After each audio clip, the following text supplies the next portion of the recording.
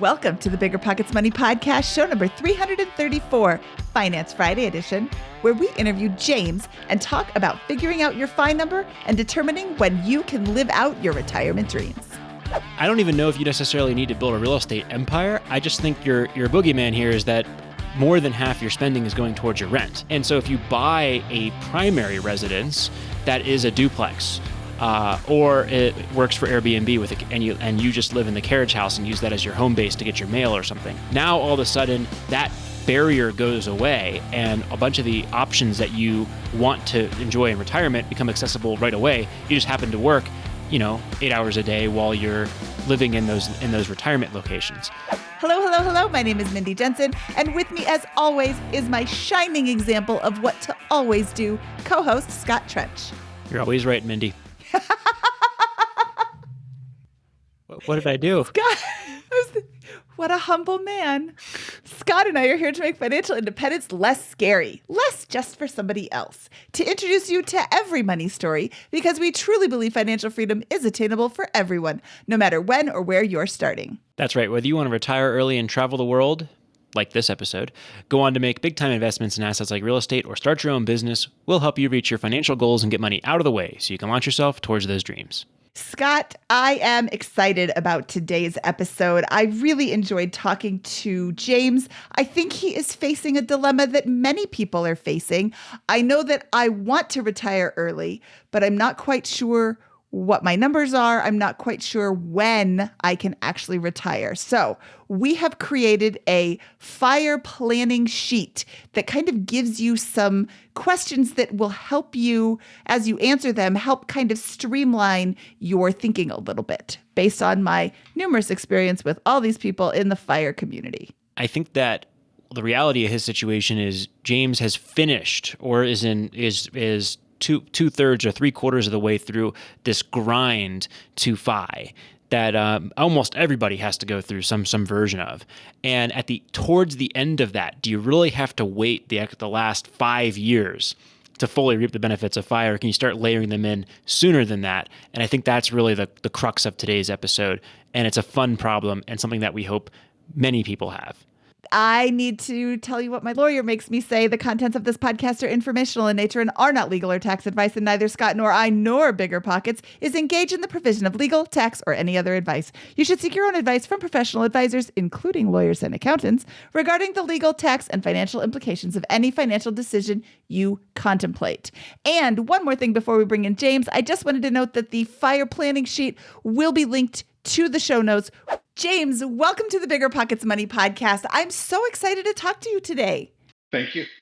Today, James is joining us to talk about finance. He is 49 years old and lives in a high cost of living area, single with no kids, and he does not plan to have any. He is considering his next steps and deciding if he should move away from his career and start a new journey in a lower cost of living country. Before we chat with him, let's go over his numbers. He has a net worth of approximately $730,000. Yay, James! His salary is $7,100 a month, including a bonus that happens once a year. His expenses are $2,100 for rent, $80 for electric, $20 for water, $80 for internet, $80 for cell phone, $1,200 for credit card, and $184 for gifts for his mom. Normally, I would be like, hey, what do you mean $1,200 for credit card? Let's break that down. But his grand total spending is $3,700 a month. And he's bringing in $7,100 a month. I don't really think that spending is his problem. And I don't think we need to really dive deep into that area of your life. I think that you have your expenses down pretty much, as long as these are accurate. Going into your investment types, we have a 401k of $465,000. That's fantastic. A Roth IRA balance of $138,000. HSA of $45,000. After-tax brokerage account of $69,000. Cash reserves of $20,000. Normally, I'd be like, wow, that's a little low, but that's what, 6 months expenses? I think that's fine. And additional emergency funds of $43,000. So I think that you are doing pretty well in that regard. Also, you have a 401k match that before we started recording, like, you get an 8% match. 14% of his salary is contributed to his 401k every year. Does that max it out? It does. Okay, good for you. HSA is 2.3% for a total of 24%. And post-tax is after-tax 401k, 9% of his salary, 16% of post-tax income, 8.1% to a Roth IRA, additional saved surplus 15.9%, total 40%. So, James, what are you calling us for? Why on earth do you need our help? Well, mostly to figure out what the end point is, what the goal is. I had started my, financial independence and, journey, just knowing that I needed to embrace the rigor of doing it. And I don't think I had ever imagined that I might achieve an endpoint, but I've started to realize that, oh, I'm closer than I imagined I would ever be. And so I need to decide where the jumping off point is. Okay, let's look at your money story. Very briefly, let's look at where you started with your journey to financial independence and how you got to where you are now. Sure. So when I was 28 is when I really started coming to terms with my personal finances and getting control of them. They were out of control completely before. And so I initially just developed a budget, which was, difficult for all of its own reasons, being the first time to do it. And then I started, paying down credit card debt and then staying in good standing with my student loans. And then fast forward 10 years to 38, then I had gotten a new job and had a pretty good salary and realized that I needed to get started with actual investing. Now that I had my budget under control and a good job, then I just needed to start the investment journey. And here I am today at 49. Awesome. You have mentioned that you need some help with defining your goals. And I think that this is something that we have spoken with several people recently about. And I think this is something that people kind of struggle with. So I have created a sheet that I am going to walk you through. First of all, when do you want to retire? Well, good question. Sooner would be great. With my financial planner, we are estimating out till 55, which is earlier than she's comfortable with, but she came up with a plan and it has a good confidence of success. But I'm just kind of wondering, okay, well, are there some things that I'm not thinking of or that she's not thinking of that might open up a door sooner than 55? What does retirement look like? Yeah, so I thought about that over the last couple of years, with the whole theme of retire to something. And really, I really liked the way that I was living before the pandemic, hanging out with friends, going to brunch. And in being in Washington, D.C., you can just go to all of the museums all the time. There's always new exhibits. And so it's, free activities to fill your time with. I was thinking about joining a museum's membership and then just letting their event schedule fill out my social calendar so that I'm, mixing with different people and being exposed to things that I wouldn't normally go to. So that's mostly it. And that's did you say DC? Right. Okay. Why do you want to retire and where do you want to retire? Is it Washington, D.C.? Well, that's a good question. I had always kind of imagined that maybe I might retire to the Pacific Northwest, maybe Portland, or maybe a second tier city like Baltimore, Philadelphia. But then during the pandemic, what came into my awareness was people going to Portugal or lower cost of living countries. And that's just fascinating to think about. I don't really know how that would work out from a life perspective, but it's fascinating to think about because the cost of living is supposed to be so much lower. When Scott asked you what your retirement looked like, you said museums in Washington, D.C. So I think a really great homework assignment is to really think about, okay, I have all the money that I need. I'm going to quit my job today. What are all the things that I want to do? Watch that movie, The Bucket List. I actually really like that movie.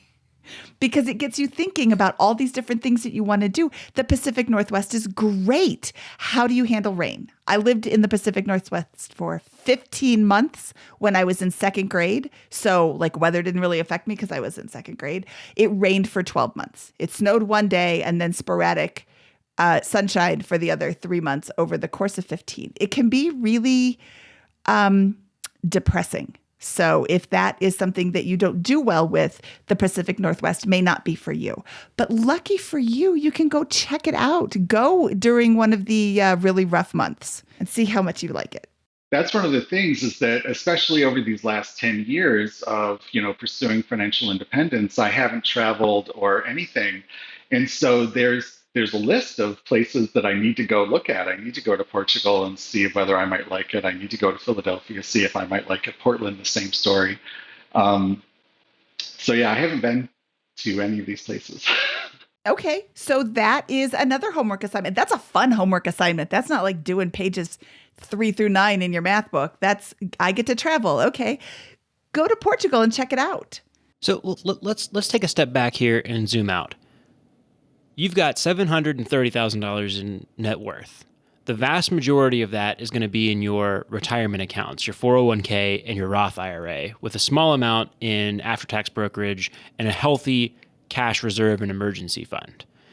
At the 4% rule, we could say that might generate $29,000 a year, which is actually fairly close to your monthly spending. So you're not very far away at a 4% rule threshold, and you have a nice cash cushion on that. You also, at the highest level, you earn like $170,000 a year if you earn your bonus, 165, 170. Right. And you spend less than half of your take-home pay on that, or around half of that take-home pay. So we've got a really good base here. You might not be able to retire tomorrow and generate that passive income at the highest level, but you could take a job for half pay and live in Portugal next month if you want to do that and still be able to accumulate wealth. Well, that's one of the things that I've also been thinking about is, not going, making a hard cut, and going into retirement and being completely job free, but, doing something else that might be interesting, or just taking a side step, into something that's 50,000 per year and remote that I could do, internationally maybe. Yeah, I think that's a really good option for you right now, because I think you're like, hey, I've been working towards 5 for a long time. I now am starting to bubble up a number of options that I'd be happy with. I'd be happy in the Pacific Northwest. I'd be happy in Washington, D.C. I'd be happy in Portugal. Does your work require you to come in multiple times a week, or is it full-time in person? No. So right now it's full-time remote still. And we're likely to stay remote at this point. There are some events that are on the horizon that, might turn out in some different way next year. But for right now, we're all remote. But I can only work in the United States remotely. I can't go to another country. I think that's very fair. Your employer has to set up a different agreement with that. But could you travel to another country and just happen to work for a month or two while traveling? Yes, I can do that. Now, what is your living situation like right now? You said you rent? Yep. And where are you located? I'm in Silver Spring, Maryland. Silver Spring, Maryland. Awesome. I am from Howard County, Maryland, right around the corner. That's where I grew up. Oh, okay. Awesome. And does your lease allow you to Airbnb your property if you were to travel for a little bit? I don't know that. I don't know. Okay, well, you can see where I'm going with this, right? Where I don't think we have, I think that you need to continue to be investing for retirement in order to build that wealth over the next couple of years to really have a solid nest egg that could totally support you without work, with a good variety of lifestyle options. But you're not really far away. You're probably coast-fi currently. You probably don't have to contribute anymore. And by the time you hit with your spending, if you keep it this low, by 59 and a half, you'll be able to begin withdrawing, and you should be set. And then Social Security will kick in. And yes, you can count on at least some Social Security. A good chunk of it, you might, count on 75% of what you think you can get would be a fairly conservative thing. But you're going to have a pretty good setup as long as you don't do anything drastic, like start spending down your retirement portfolio right now with that. So you're pretty close. But I think what's more important is like you're grinding, and you don't have to be grinding. You can actually start reaping some of the rewards of that flexibility you've created right now if you just start experimenting here. And my instinctive approach is see if you can Airbnb out your rental for a little bit with your landlord's permission. If you give them a little higher security. Well, if it's not in the lease, probably can just do it. If it is in the lease, you want to maybe talk to the landlord, say, hey, can I, well, if there's no rule against it, can he not, what is he going to do? But if there is, maybe you can say, hey, can I do this? I'll split some of the income with you. I'll give you a higher security deposit, whatever, or she. And then can I go and travel to Pacific Northwest for a month or two and stay there? Can I go to Washington, D.C., which is only a 50-minute drive for you. And then can I go to Portugal for a month or two and just see what it's like to live and work there? You're not going to change your benefits or your address. You just happen to take a 2-month vacation, a working vacation. So anyways, what do you think about some of those thoughts and suggestions? Right. No, I think those sound like good ideas. And I have wondered about that, so I think about maybe lowering my cost of living, lowering the housing costs. And so I think of maybe Philadelphia or something. And then I, step along the path and I realize, oh, I need to actually go try it out. But then when I think about it, I can tell that this past decade of being so focused on building my accounts, I'm a little tight-fisted to actually pay for housing somewhere else because I'm paying for housing here. Airbnb, this apartment would, help with that. But it's kind of funny to me just to observe how cautious I am, about doing additional spending, even though it accomplishes, trying Philadelphia on and seeing if it would fit. But yeah, those are good ideas. I just haven't made any plans to do them. And then given the pandemic, I'm still sort of feeling that out. So this leads me to another. So two reactions to that. One is house hacking. That would be a potentially great move for you if you were open to that. And if you thought about that, how do I buy a house that gives me maximum flexibility? That's a perfect Airbnb for when I'm traveling and not there, and maybe even has a carriage house or something that I can rent while I am living there. With that might be a really good, if your goal is truly as soon as possible to move to Portugal or DC or the Pacific Northwest and get out of Silver Spring, then that's a really good move while you're living in one of those areas, is just buy a property that makes a lot of sense as an income property, take advantage of that and think through that. Another option, and I just read about this today on the news, is this concept of exchanging your home. So there's literally a site called Home Exchange. I forget which news source I saw it on, but it's like, hey, I want to go travel to Portugal, and perhaps someone from Portugal wants to travel to Silver Spring. Great, we can just swap houses. We have relatively similar houses. We're going to vet each other similar to how Airbnb would vet it and go from there. That was a new concept that I didn't know about until previously today. We're recording this at the end of August in the news. But that might be an option for you that would also help you avoid having to spend too much money. And then third would be Airbnb. I'm going to Airbnb out my current place, and I'm going to not spend too much more. It's just the spread between, am I getting a little bit more rent from Airbnb than I am in this?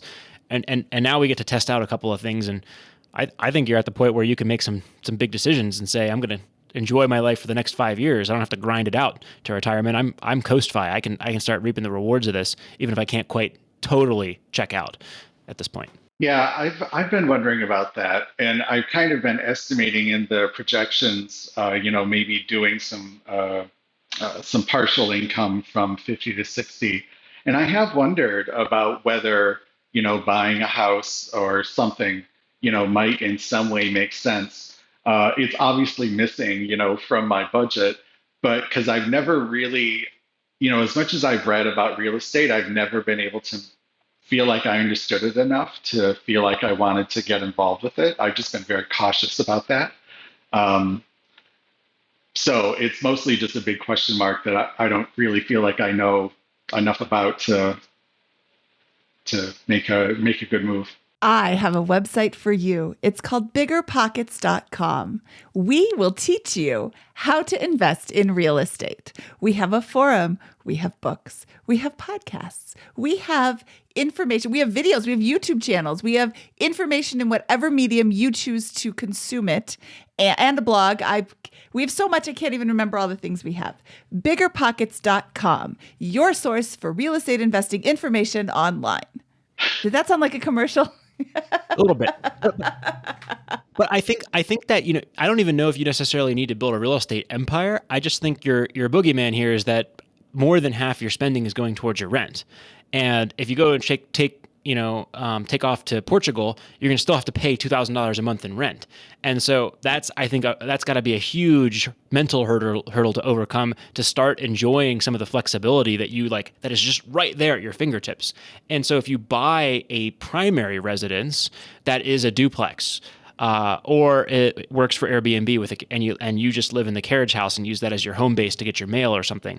Now all of a sudden that barrier goes away, and a bunch of the options that you want to enjoy in retirement become accessible right away. You just happen to work, 8 hours a day while you're living in those retirement locations. You might find that you can do that in multiple different places around the world for a time period, and your employer may not care. I don't know what your relationship is there, but I don't think that would be a problem at BiggerPockets if people did that. In fact, I think people would just do that and not even tell me, and it would be totally fine. And I'd never know, and be great for them. And so I think that's how I would think about it at the highest level, and that's why I would suggest real estate. Not necessarily you can build a rental portfolio. You're in a great position to do that if you chose to do that. You'd have to bring down your 401k savings a little bit, but I don't necessarily think you need to achieve FI. You just need to do something with your primary residence that's more flexible. I have a fourth option for housing. Before we started recording, we spoke of your mother and her housing. Perhaps you could have that as your home base while you travel, and then you don't have your own apartment at all. If you're going to be in the Pacific Northwest and then in Philadelphia and then in Portugal and all these P's, if you're going to be all these places, why do you need a home base at all? Why do you need your own space? Right. Yeah, I hadn't thought about that. So I don't know if that would exactly work. She's many states away and in a remote area of her state. She's in a good situation for her. Oh. It's not easily accessible, and there's no additional space to. I mean, I could put my things in storage and that kind of stuff, and I guess use her address, but it wouldn't practically. I don't think it maybe would quite work out. Ah, okay. For some reason, I thought she lived closer to you. Oh, no. We're many states away. Many states away. Okay. Well, then that's just an option. Lots of things to Mindy think telling about. you to move back in with mom.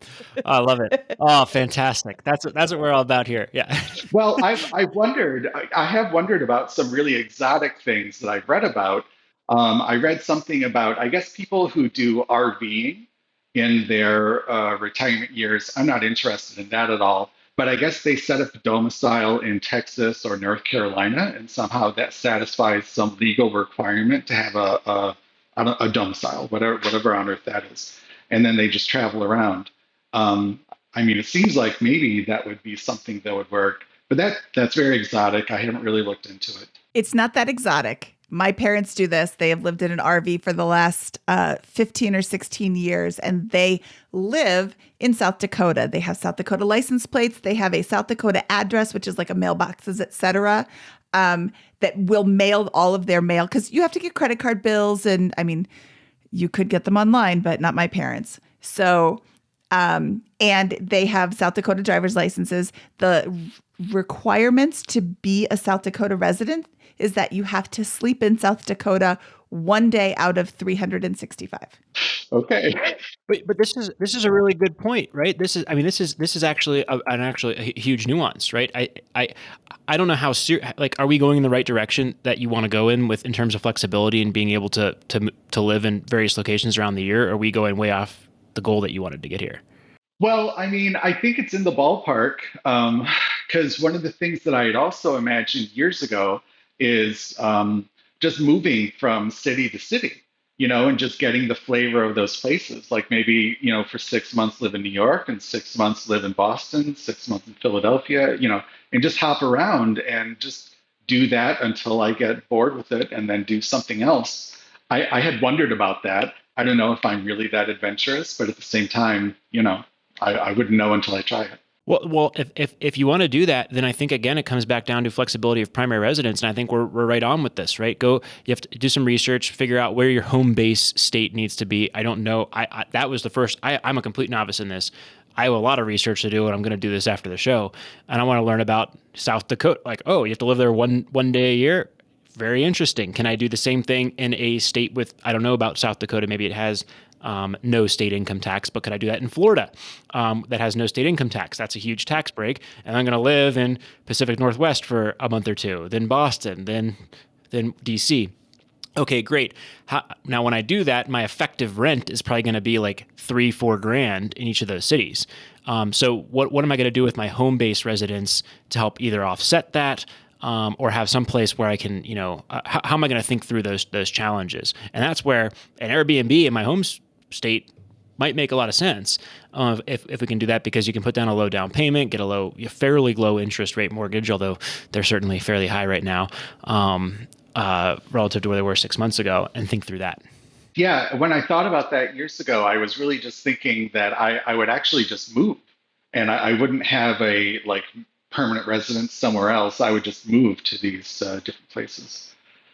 I don't know how practical that is. I think changing your address 10 times a year is going to be really inconvenient. So to me, it just seems like you need to have a place where your mail goes that is your residence, if you think through this. And ideally, that place is either super low cost or potentially generates income for you to a certain extent. So that would be how I'd think through that. I think literally moving all of your belongings every month would be very expensive and very, very inconvenient potentially. Your employer might not enjoy your HR department will be very good friends with you by the time that's over as well. Yeah, no, they definitely don't love that, which is why I was thinking on the order of 6 months in any one place. So it's just a couple times a year, but still, it's a big hassle. Yeah. Oh, and then there's the tax filing. You got to file in both states. Well, apparently, I would be allowed if Mindy's parents really just file in South Dakota, where they sleep one night a year. They do. That is their state of residence. And they chose South Dakota for several reasons. No state income tax. Then there's a lot of states, or not a lot. There's like 3 or 4 states that have no state income tax. But I think South Dakota is easy for them to get to. And the residency requirements of actually sleeping there one night is something that they can do.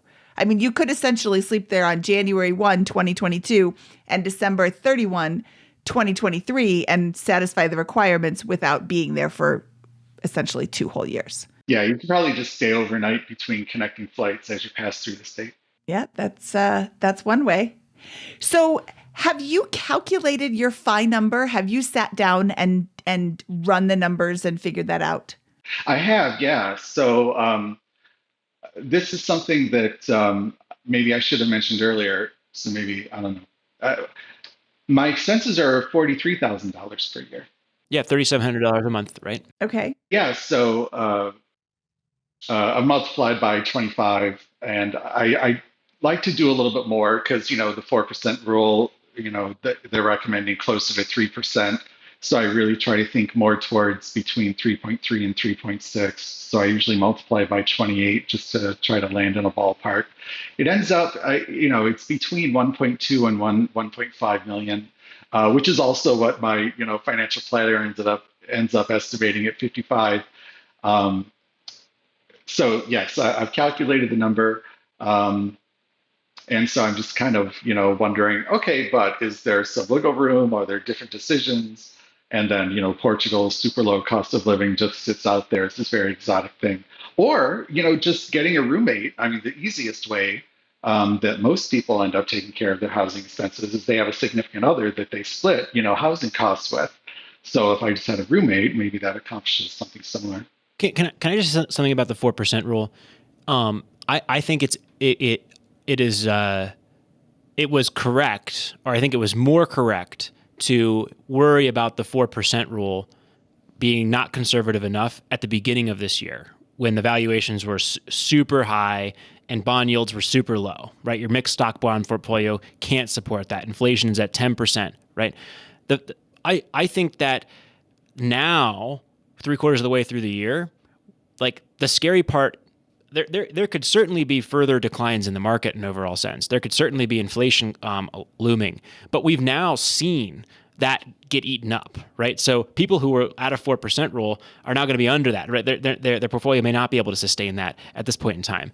But as far as going forward, if you're meeting the 4% rule, I think that now we can go back to that as a rule in a general sense. I think there may have been a period there for a few months where, okay, I'm a little concerned about the combination of really high stock valuations, really low bond yields, and really high inflation, and this rule not being appropriate. But I think inflation is going to start coming down over the next couple of months, and I think that stock market valuations have come down pretty substantially, and bond yields are much higher now. So I would just put that bug in your ear as, do I really need to go down to the 3% rule at this point in time, or am I just scared because because rightfully so, we were all scared earlier this year when it was like, how can this possibly be sustainable? Now, sure, it could go up, down, it could stay sideways, but I think there's more question marks about where the economy's at. So anyways, that's one point. And then second, I think that from an investing standpoint, you're likely to hit that 1.5 million mark within the next 7 to 8 years with your current savings rate. Would you agree with that? Yeah, probably around 55 is what the projection seems to suggest, but definitely between 55 and 60 solidly for the 1.5. Do you think that there's anything you can do to accelerate that meaningfully, or do you think that's just kind of like, let's play that game and that's a great outcome? The only thing I think I can do is to reduce the housing expense, so to move in with a roommate, and then that would save about $600 per month. So that's, $7,600 per year. But I think that's all I could do to boost it. I like the option of living in all these different locations at $2,000 a month for the next 5 years and enjoying your life very much, even while you're still working. Much better than moving in with a roommate in Silver Spring and grinding it out till financial freedom for this. I don't know about you, but that seems like a much better approach to me. Yeah, I agree. James, how do you handle risk? How do you handle stock market declines?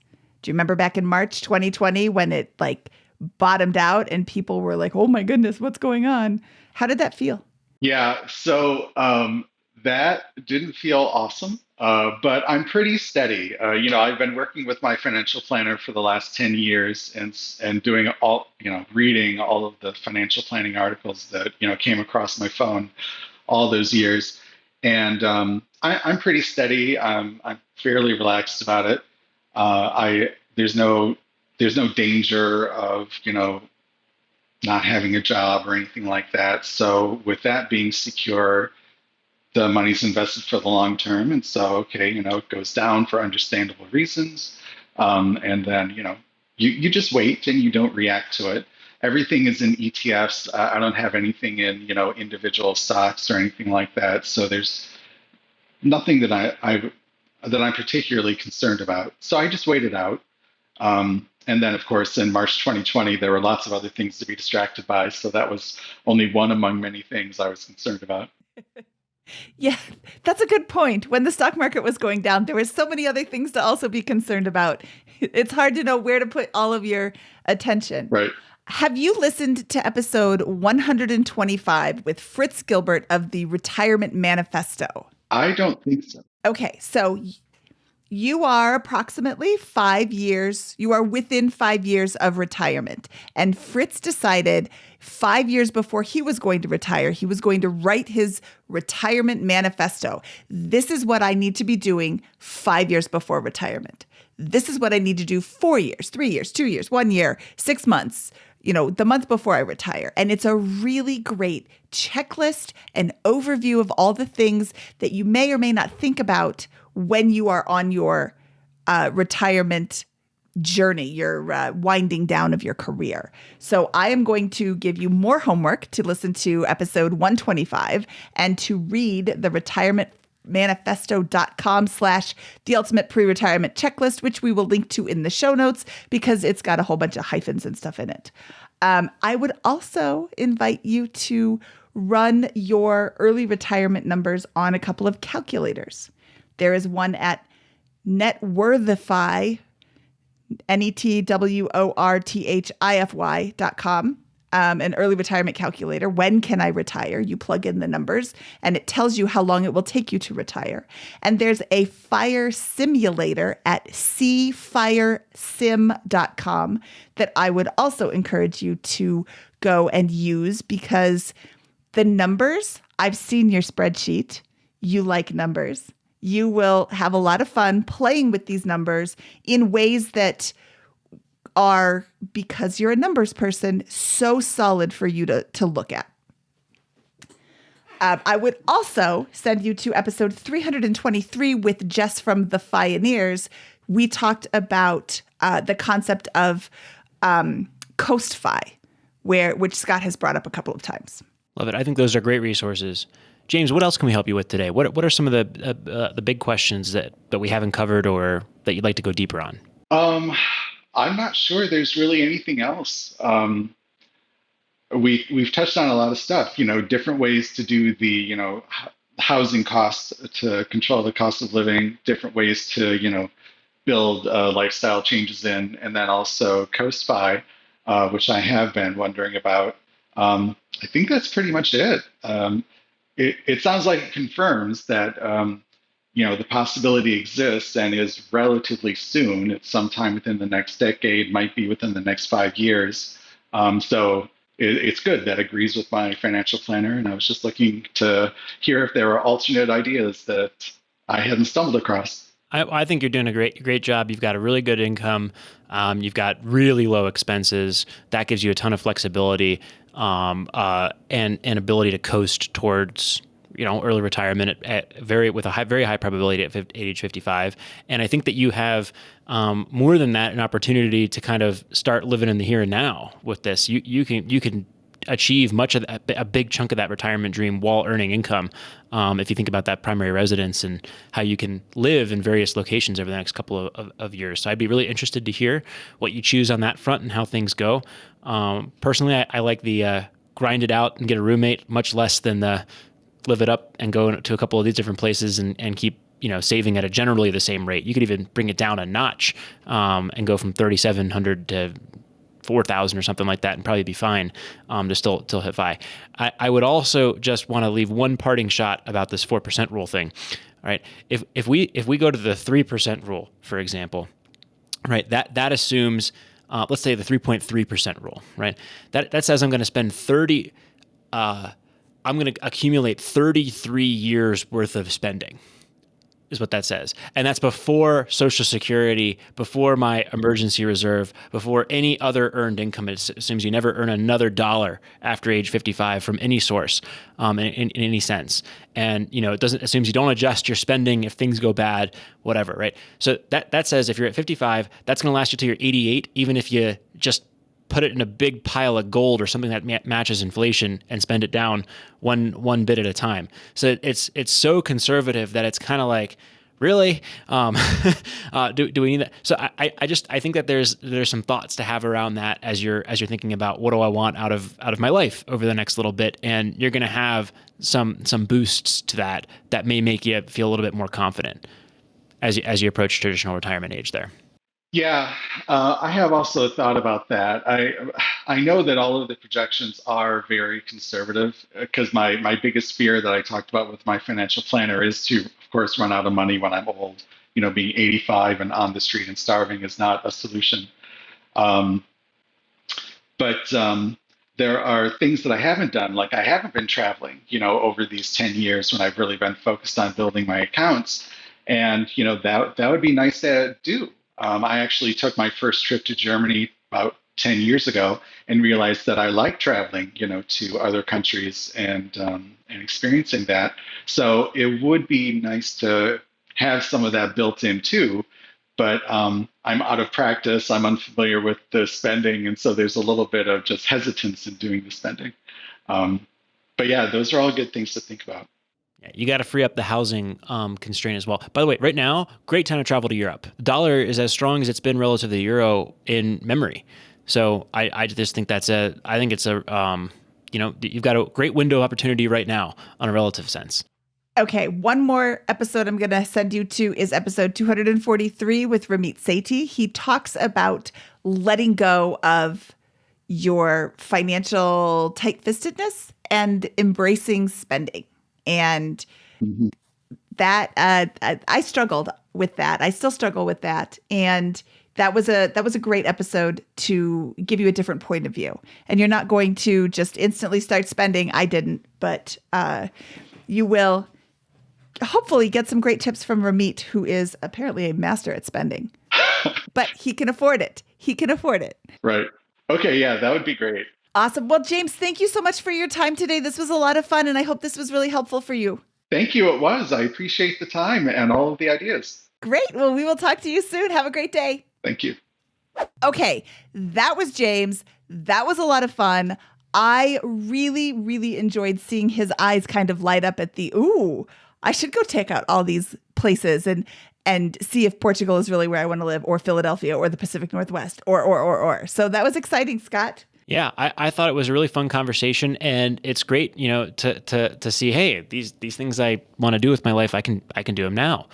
Why not? I can really, I don't know if you move to Portugal, what do you do every day for 8 hours there? Yeah, I don't know. During the meat of the day, maybe like, could you not just work and earn an income there and then enjoy the most of Portugal right now? I don't know. That seems like a potential plan to me. So I think it's fun, and I think it's worth really seriously considering achieving those dreams in the here and now, if you have a flexible situation like James definitely has. I liked what you said in the intro. You don't have to wait until you get all the way to the end of FI to start layering in some of the things that you want to do. I like that, layering in. You don't just jump in with both feet. You start adding a little bit at a time. I think that's great advice for James. And by the way, I'd be giving different advice if it was, I've got $100,000 in net worth right now and want to make it there. Okay, well then you need to get into this grind mode and consider, continuing to keep those expenses very low. I mean, otherwise you're going to be in trouble at that future state, and you're really going to be reliant on Social Security or these other types of things. But that's not his case. So it's just a different spin based on where his situation was and his ability to coast to that outcome. Absolutely. The suggestions we make in the show are for the specific set of circumstances that we're being presented by our guest. If you have a different set of circumstances you'd like us to review, we'd love to talk to you. You can apply to be on the show at biggerpockets.com/finance review. And I want to plug again the fire planning sheet that I mentioned in the beginning of the show, just because I think it's really, really helpful for people who are wondering what the next step is, looking for a little bit of suggestion on how they can figure out what their fire number is, where they want to be. Is this even attainable with my current savings rate? And all the questions that you have with regards to financial independence. I do feel a little uniquely qualified to comment on it, since my husband actually did quit his job. Yes, he's Wi-Fi, which is a great strategy. Now, so Mindy did a great job with this, and there are 5 key questions for me in this that kind of really get to the root of this: is why do you want to retire? What do you want to do when you are retired? When do you want it by? Can you do some of that right now? And is that what your retirement goal looks like? Is that what you're doing with your weekends and your free time and your vacations to a large degree? And then lastly, have you run your numbers? What are the numbers that are needed to support that dream? Are you on track to that? Do you have a plan to get there? What's that going to look like? There's a whole bunch more that goes into it, like how are you going to handle your risk? How do you feel about risk? What would you do if your net worth did plummet 50%, like is going to happen in the next 50 to 100 years from a stock market decline? Some point we are going to see that. Where do you want that to be? What are the nuances and specifics? How do you think about cash flow versus appreciation? Are you willing to sell off part of your stock portfolio? A lot of people have a real hard time with that in a practical sense, even though the 4% rule talks about that. They would much rather be much more comfortable spending income that the portfolio is generating than selling off principal. So lots of things to think through as you get into this, and a really good resource there. Yeah, lots of things to think about. And this is not an end-all, be-all questionnaire. This is just something to get you started on your started thinking on all the things that you need to consider before you jump ship. Okay, Scott, should we get out of here? Let's do it. From episode 334 of the BiggerPockets Money Podcast, he is Scott Trench, and I am Mindy Jensen saying toodaloo, kangaroo.